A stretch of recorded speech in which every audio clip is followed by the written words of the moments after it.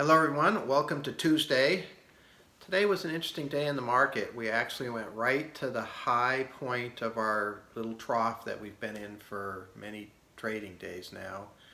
We went there again for the fifth time. That's the fifth day where we've hit the top line. And it held up for quite a while, and then at the end of the day it really sold off. This is kind of interesting because usually when you keep pushing and pushing, you'll see the whatever selling's going on at that point slowly start to dry up. And there's resistance to getting past that point, that's for certain. If it does break through, again, we would see some nice movement, but it fell down again, and it fell down nearly into the middle of the range with about a 2% loss today. And so hopefully that range now provides some support and the market can kind of stay in this area, and we'll have to wait and see. The bond market did really well today.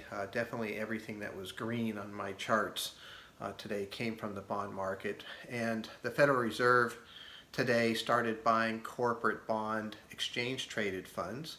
And so that's probably part of the reasons why we saw bonds do well.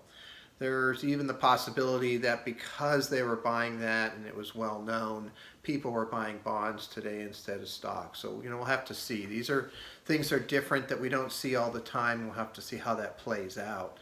Portfolio's still doing well on a relative basis. We're holding up well. The pieces that we've purchased, big companies that have a reason to still make money in this environment, seems to be playing out pretty well as a theme.